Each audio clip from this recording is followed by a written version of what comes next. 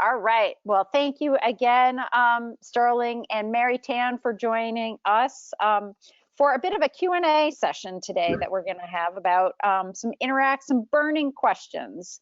And before we jump into burning questions around diversity, variety of tough topics, Mary, would you be willing to just share with our group today a little bit about your background and Whisker Media?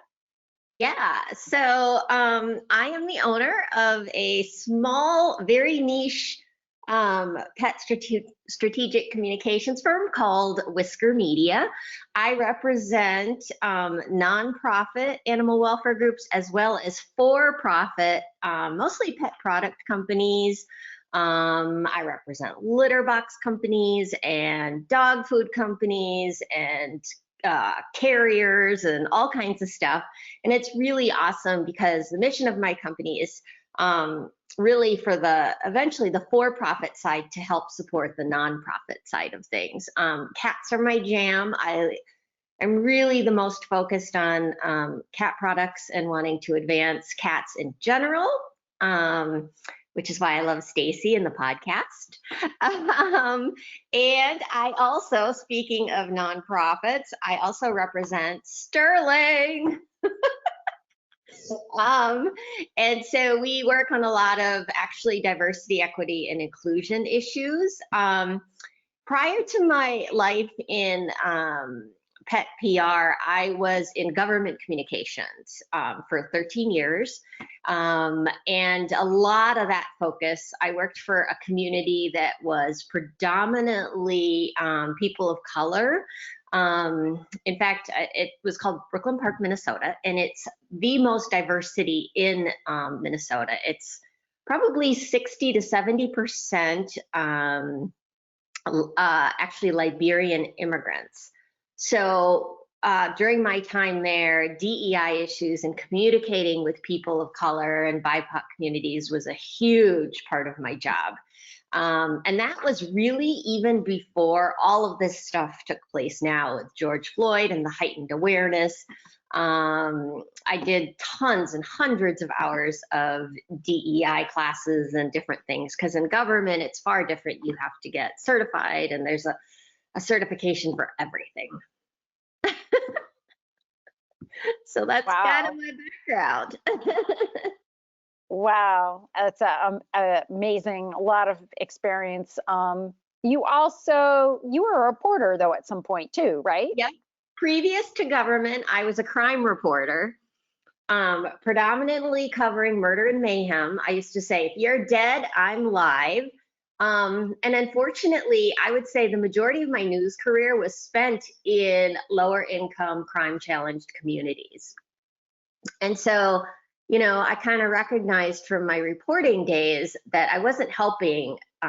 You know, when I reported another murder, when I worked in Atlanta, it really wasn't helping the community that I was reporting on. It was just, you know, instilling the views that, you know, some of these Black and brown communities are really dangerous and that sort of thing. Especially, you know, our viewers were everything in the community, if that makes any sense. Yeah, definitely. So taking all of that experience and that background that you have, and then sort of what's been happening over the last couple of years within animal welfare, this is very much of a loaded question, but you know, what do you see? What are the things that, you know, in Mary's shoes, what should we be doing? Oh my gosh. So the first thing I want to stress, you know, and Sterling can attest to this too, let's face it, the majority of animal welfare groups are made up of white women. I mean, it's probably 98, 99%. There aren't even, you know, that many men in the industry. So the first thing you need to do is acknowledge that you are not diverse. And you know what? That's okay. It's being more truthful. There's nothing worse than trying to, you know, write all this stuff on your website and putting it all on social media, and it not show a true representation of who you are. So I can give you an example. I work with a shelter here in Minnesota. We have one African-American vet tech. We put her on everything to showcase her diversity. and like, we're an open, we're inclusive and everything. And that was just, first of all, it's tokenism. Second of all, she got kind of ticked. I mean, she came to us and said, stop putting me, on your marketing materials and stuff. You're not a diverse shelter. I'm the only African American who works here. Don't try to sell it to somebody that you're not. Because if you do start attracting people of color and you're showing all these people a diverse staff and you don't have a diverse staff, think about how that affects somebody. And just to show you how the legal side of things can happen, at the University of Wisconsin-Madison, in one of their the promotional materials, the booklet they sent out to potential students, they put a picture of an African American guy in the midst of all these Caucasian students cheering on the Badgers during a football game. Well, it turns out they photoshopped that student in from another photo. That student sued the university and won. So you have to be really careful. Do not, acknowledge who you are as an organization. And, it's okay. The reality is animal welfare is predominantly white. That's the way the status is now, but it doesn't mean it has to be like that. You can take little steps. So some of the things I would definitely consider is communicate and, showcase that your organization is willing to listen. And also talk about the fact that you realize that many people, and not everybody, I hear the other side of,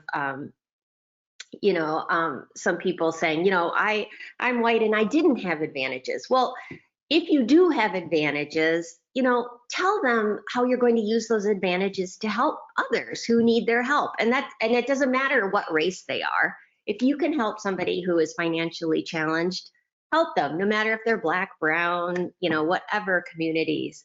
And then also talk about biases and stereotypes that you have. So I think it's great for an organization to admit, we're not very diverse.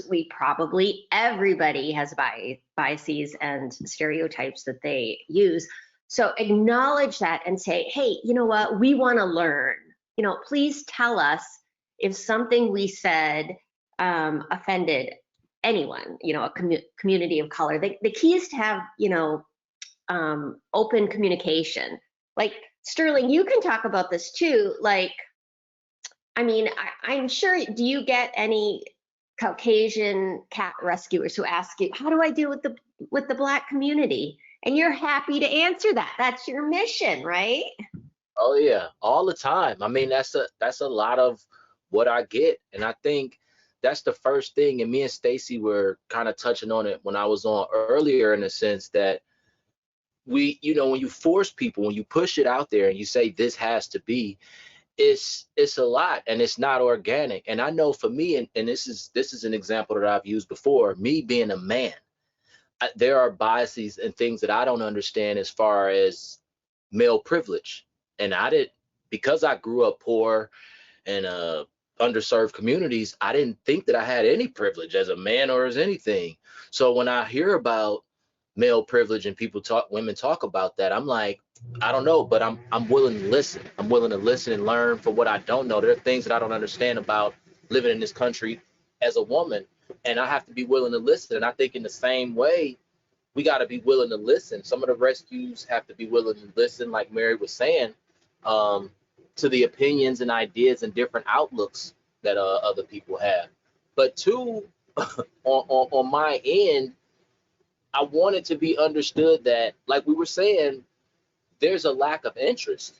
There's not a lot of people from my neighborhood, in my family, who I grew up with. In fact, in my family, I'm the only one, and everybody in my family think I'm crazy for being some cat rescue guy. So they think that's weird. I've always been the weird one in my family, and those that don't think it's weird, they just don't know and don't care. So a lot of it is the interest. So I want to, us pushing, saying you got to have diversity now. you got to have it now. It's not helping. If you approach anybody with do it right now, everybody isn't going to take that well. Everybody's not going to take it well. So first, like Mary, like what you said, we have to have that open dialogue. We got to allow people to speak and feel.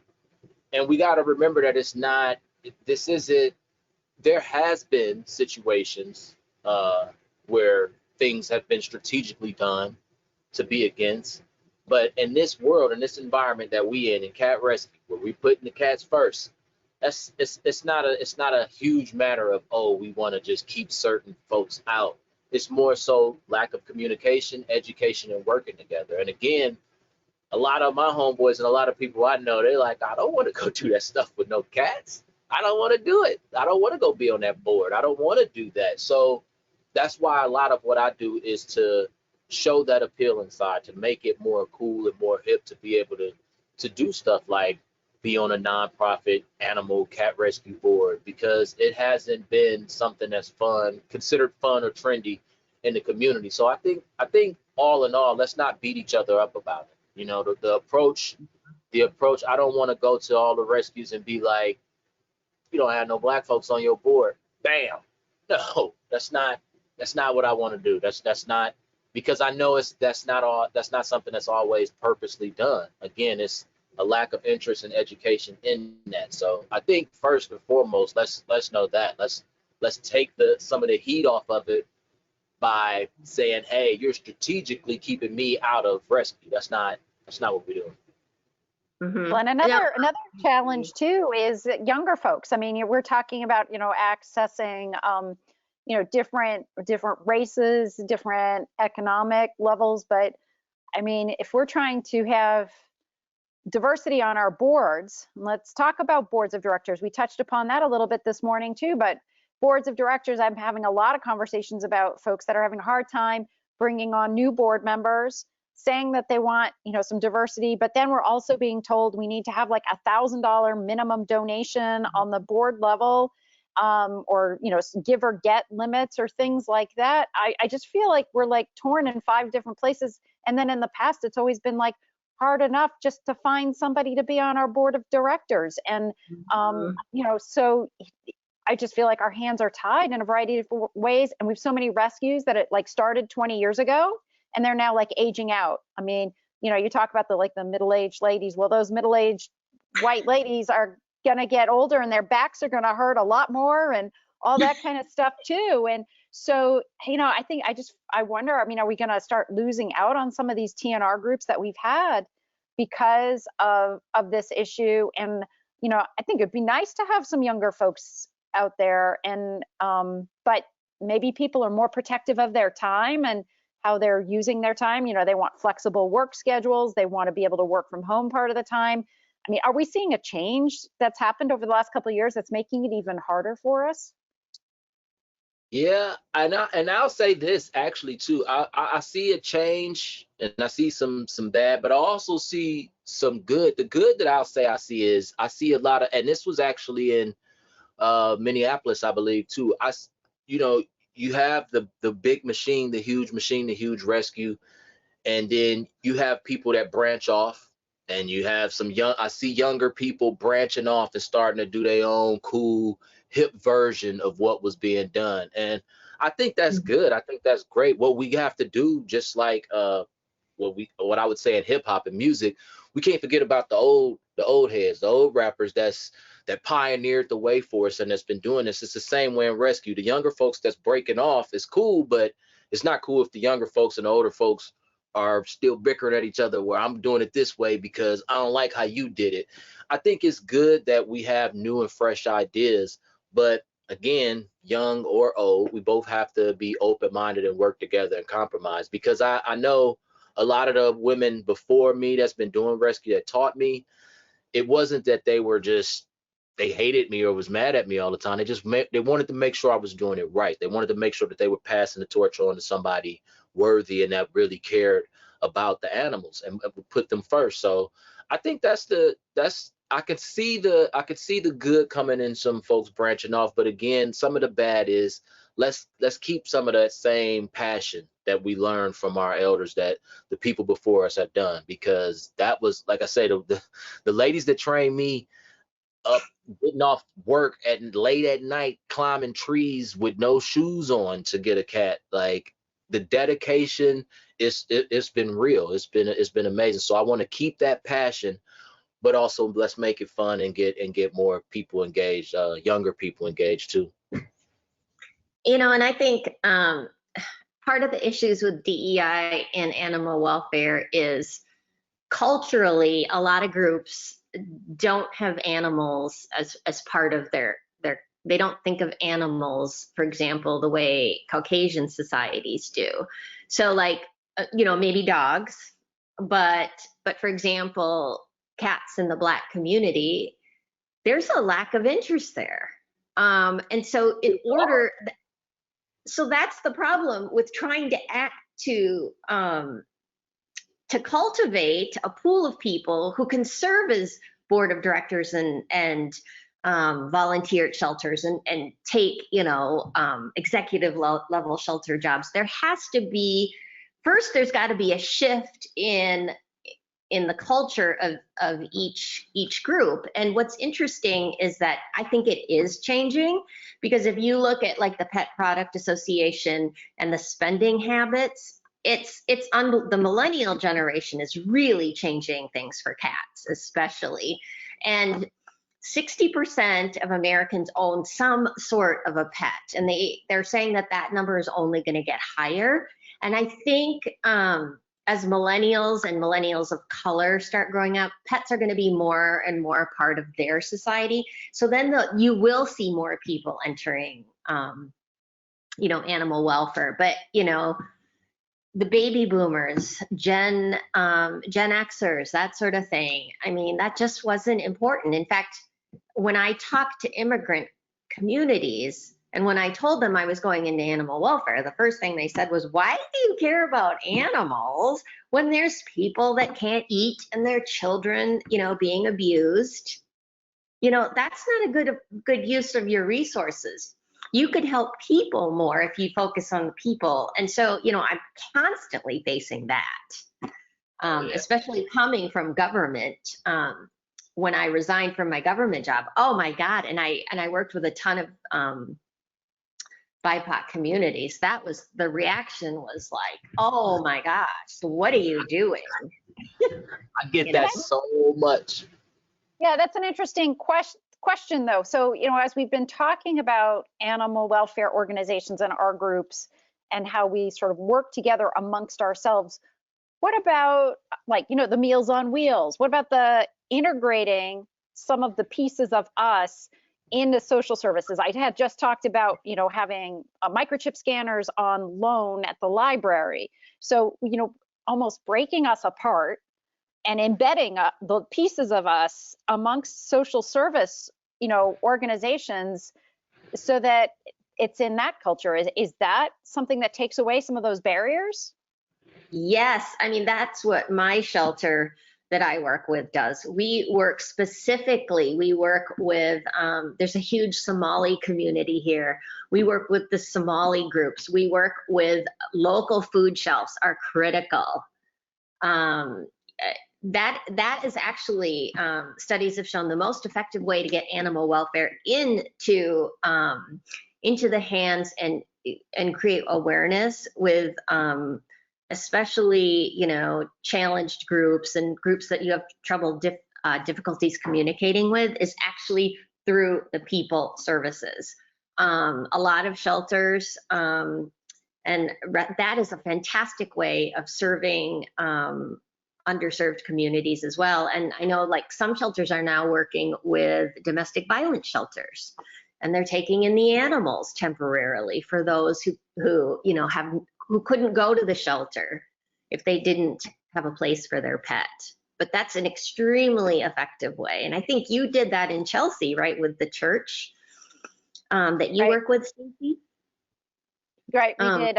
Father Edgar and St. Luke's, and it became a pet food pantry along with their human food pantry for 900 families a week during COVID.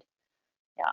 And the other thing is the human social services generally have everything in place to reach the people, to supply them with the, the food and the different things they need. So why reinvent the wheel? Some food pantries, there's still food pantries out there in the US that just don't get it. They don't put the correlation that people really need pet food. But, don't reinvent the wheel, use somebody else's resources, and then save your resources for supplying them food instead of paying, for your own food shelf or space to give out donations. I definitely try to work with other organizations, different businesses to help get the word out. Different people doing different things. I have a meeting coming up with a restaurant, a vegan restaurant called Slutty Vegan out here in Atlanta. And the whole point is to basically push like what me and Mary, what we were doing at the Veg Fest in Minneapolis, and that's compassion on both ends. Slutty Vegan is extremely popular in the Black community. She's it's ran by a Black woman, and she's been amazing in helping get our culture more into vegetarian and being vegan. So I'm going to meet with her about compassion on both ends. It's good that we do it with the food. Let's talk about it as well on the other end. Just different. It's so many different ways. Like a lot of what I do with my cat wraps and just showing my relationship on social media is to literally show guys a relationship with their cat, that it's okay. This love relationship between me and this cat is cool. Trying to get this, it's because it is difficult. It is difficult to get that word out to different demographics, especially if that's not what we've been in. So through the restaurants, through music, even like what Mary said before, what we were talking about earlier, as far as how many times I'm told, hey, you could be helping people. Why you not helping these people? You out here helping cats and dogs, but you could be helping these young Black men or these young Black women. Like, why are you focusing on cats?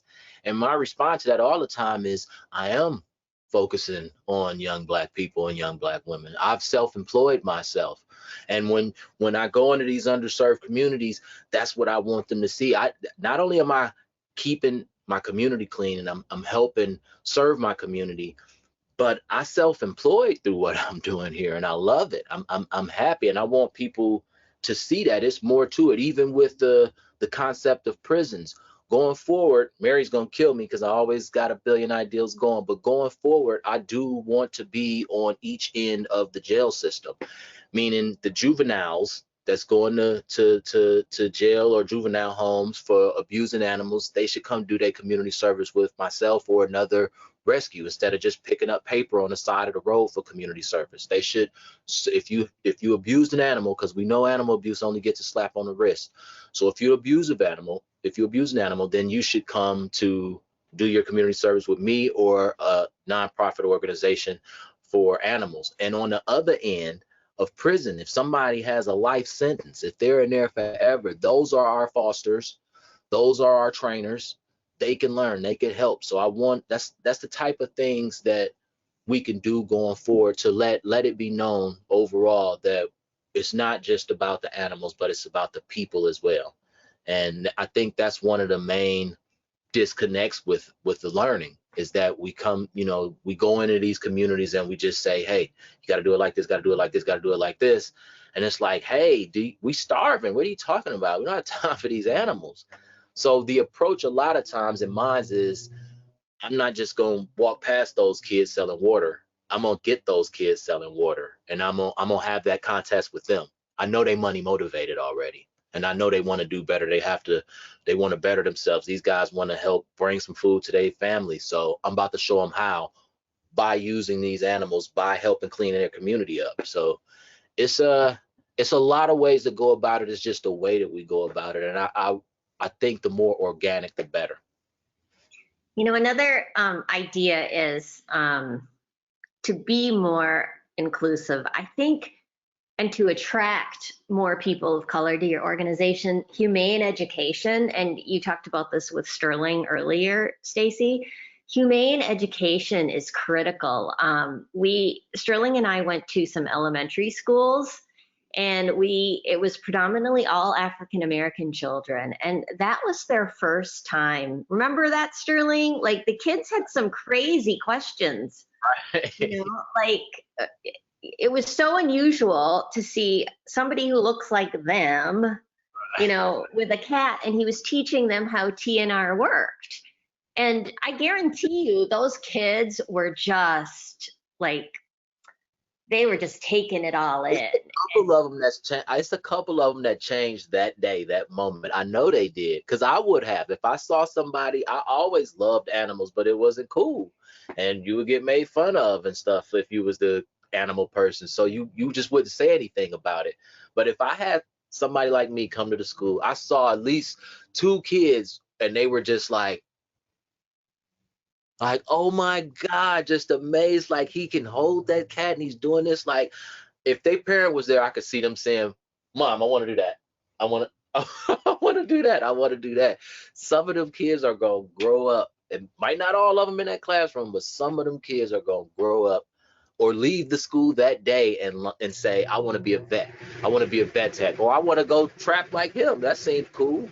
But I saw the spark. And those of you who are in more urban areas, the school districts that typically have children that, you know, are under-resourced, typically the school district also is very under-resourced. And so when I reached out for Sterling to specific school districts where I knew there was, you know, a large amount of poverty, and they embraced it right away, because they don't get as many requests to come in and talk to children like, you know, some of the wealthier school districts out there. So if you're a rescue or shelter and want to do a humane presentation, chances are, like, the principal, reach out to the principal of the elementary school. I find elementary schools are fantastic. They love it. Some of them, you know, even if you can't, there's so many rules now about bringing live animals to school. Even if you can't bring a live animal, if you bring a stuffed cat or a stuffed dog, that works as well. We had the stuffed kitties. Remember, we was trapping with the stuffed kitties at the school? I think we had stuffed animal kitties, putting them in a trap. I think I even had a remote control them going in the drop trap before us. But the kids love it. And you would not believe the number of times they said, I see a cat running around my neighborhood all the time. So then they now know what to do and to find that owner, or does it need TNR, that sort of thing. I have a couple questions out here in the questions box. Can I go there, or Sterling, you want to say something before I switch over to questions? Questions? All right. So one question we have here is, so how do we get through to those middle-aged white ladies who aren't really opening to listening and learning? Do we just let those smaller rescue groups kind of age and fade out? Well, I mean, you mean our older middle-aged ladies that's already doing TNR and rescuing, and they're sort of stuck in their ways. Yeah, I mean, and I'll say that, and I've said this before. I've used this example before. When I was in the Navy, I met war heroes. I mean, guys that was super tough. They was like Rambo back in their day. And I would meet them and I would want to talk to them about different stuff. But while fighting for this country and giving us this opportunity to be free like we are, while they were doing that, they got into some things. It hurt them. They were mentally hurt, mentally ill in certain ways. So during their course of fighting for us and this country, they weren't able to communicate the same. I couldn't communicate them. At times, all I could do was salute and keep moving because they weren't there. the same way. But I respected them, I saluted them, I kept it moving. And a lot of times we got to understand that's how this will be. That woman that's shooting from the hip and she kind of tough and edgy and she don't want to hear what you got to say. That woman has probably rescued over 5,000 cats. She's dealt with the craziest of people. She's had people that love cats go against her. She's had people that don't love cats go against her. She's had people that don't even understand what she's doing go against her. So sometimes we just got to understand that those are our heroes that we have to just salute, respect, and keep it moving. But whatever we do, don't fight with them. Don't fight with her. Don't look for another way. And that goes for the middle-aged woman that's been rescuing like that, as well as the people in the community that may not know as much as we know. Like, sometimes you got to know how to salute and keep it moving, but whichever, you just don't fight. Don't be disrespectful. Right. You just, from a PR standpoint, I mean, there's so many roles in cat rescue. You know, maybe this person is somebody who just doesn't deal with the public. I know it's kind of hard because trapping is kind of a solo thing, but you know, this person should not speak on behalf of the rescue. And you know, a lot of these ladies don't. They're introverts. They're trapping for a reason. But the other thing I really wanted to point out, Stacy, was back in 2007, 2008. That's when the first DEI equity training came out for government. And there's a bad way to teach it and a good way to teach it. So what happened in the first DEI classes that I ever had, it was very accusatory towards Caucasians. Like, basically it was like saying white people are racist, which is absolutely not true. You need, when it comes to DEI training, there's different levels of competency when it comes to cultural training. Make sure you are teaching DEI at the level where the majority of your employees, your shelter employees, your volunteers are at. So what happened at my city is it was very accusatory. It was very, the same company that taught back then has now really watered it down. It was very accusatory. It left a lot of Caucasian folks feeling alienated and upset because they were basically said, you're white, so you're privileged. So, you know, you're most likely racist. And so you need to be careful about not using that kind of language, but meeting people where they're at. That cat lady probably doesn't have any cultural competency and has probably never had any training in her life. So it's important to maybe get some training for her, but it's got to be, you can't just force people to suddenly change and be inclusive. You have to do it in baby steps or they're going to resent you. Because what happened in 2007, we were in this DEI initiative and suddenly they rewrote every single job description to make it more inclusive by eliminating barriers. Well, it got to be where all the new people that were hired, especially if they were of color, were saying, you only got that job because, you know, you're Black or you're Latino or whatever. And it just backfired and the city had to take some steps back and reintroduce it to a softer, more gentler method. So, you know, the militancy doesn't really work, is what I'm saying. And everybody, you know, there's always a learning curve for everybody, you know. I'm not competent in all the different cultures in the world, and most people aren't. You're familiar with your own. So it's open communication, which is the key. But I just think meet people where they're at when it comes to DEI. And don't expect, you know, there's some organizations that are saying, well, we need to have 50% more people of color. That's like, no, it's got to be gradual. Take your organization in steps.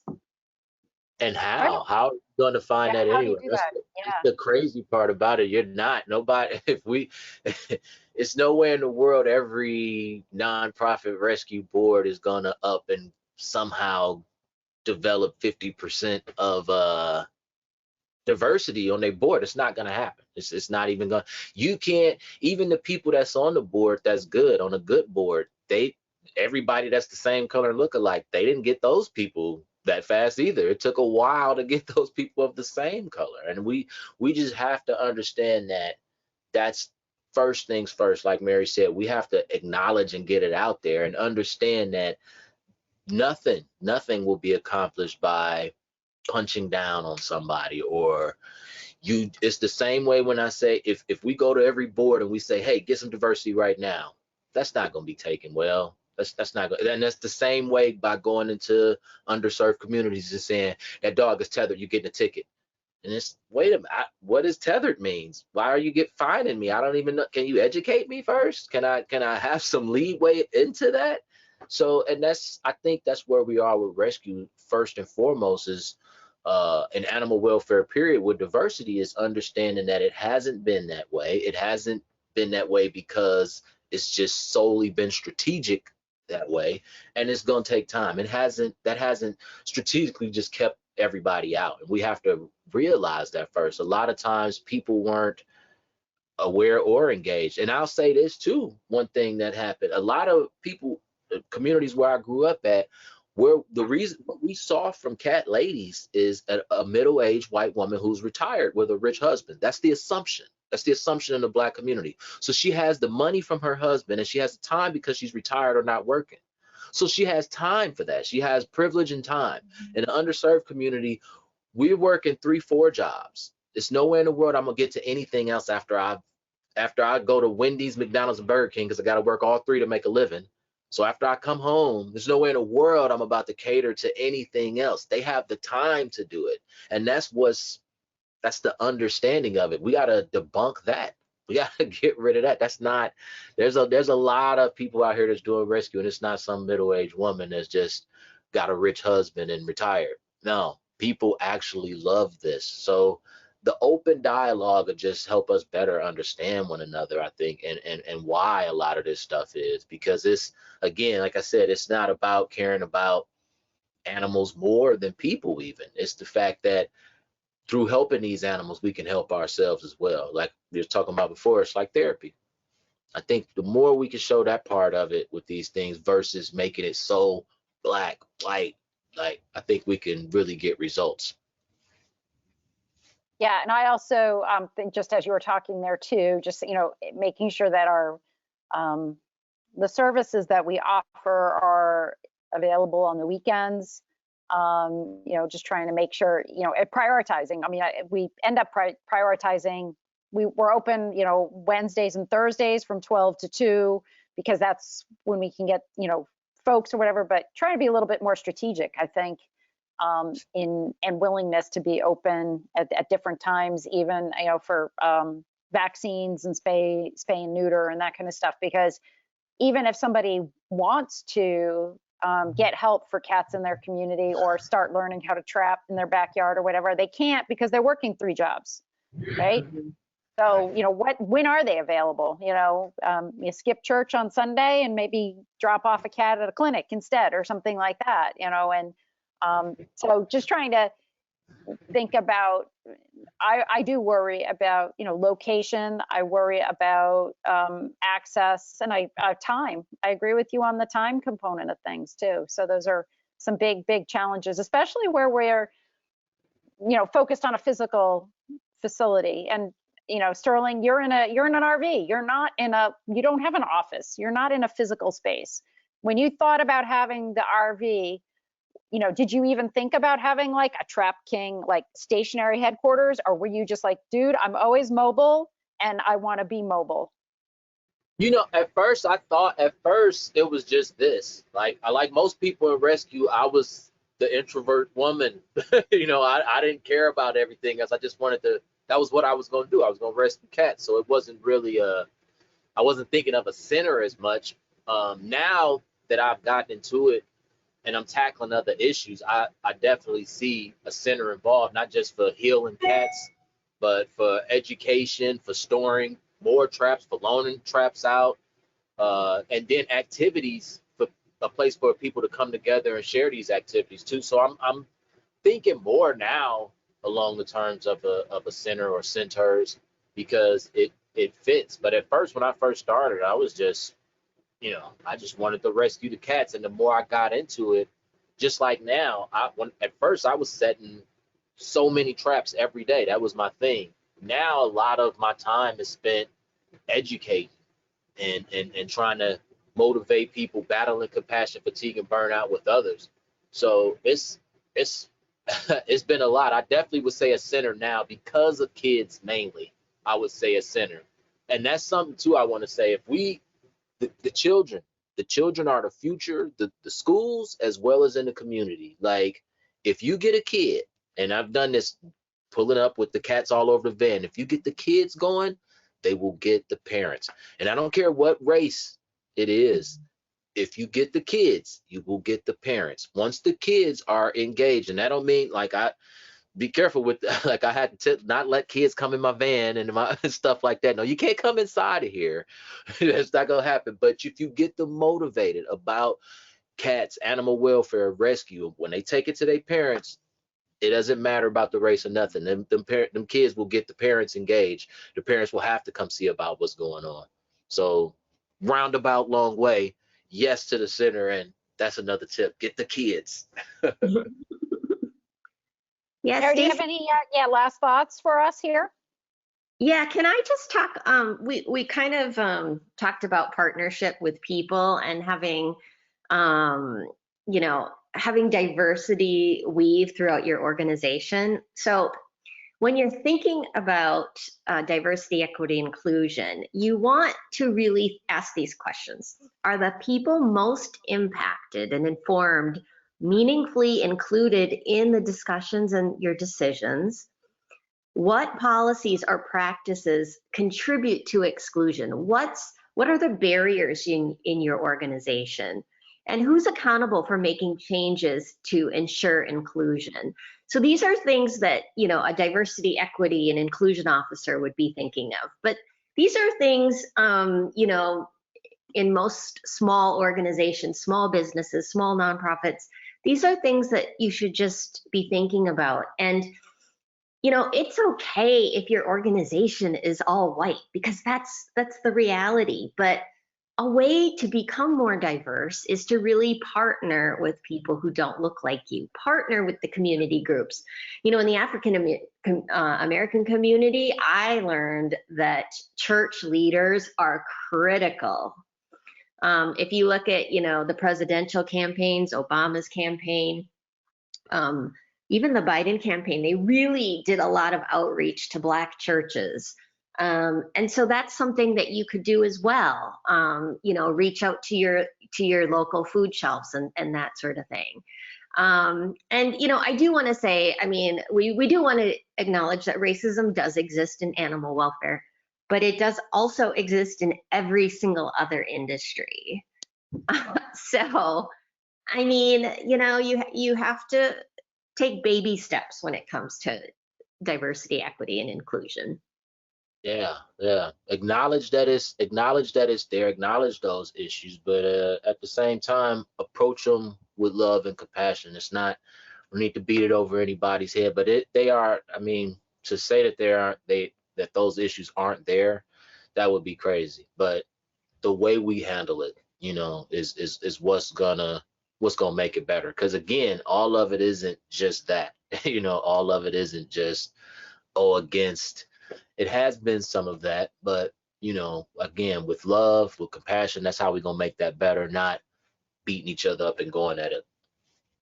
Mm-hmm. This is not a topic for today, but I throw this out there to the audience and to the two of you. Just, I know we were talking about, you know, folks that were in jail, but I also think dealing with folks with mental health issues is a huge topic, huge, when we're dealing with animals, mental health issues, bringing stress in, the overlaying of the shelter, the animal control, the police, the social services, all of those parts working with mental health. It's mind-boggling, the factors that are at play in all of that. And it's not something that it's happening pretty frequently these days, that there are challenges on a daily basis out there. And so that's something, folks, tell me if that's a good topic. I'll write it down for next year, but it just popped into my mind. You already, I was about to say, you opened up another can of worms, right? Yeah. So Mary and Sterling, thank you so very much for joining us this afternoon. Sterling, and thank you for being with us all day. This has been just tremendous. And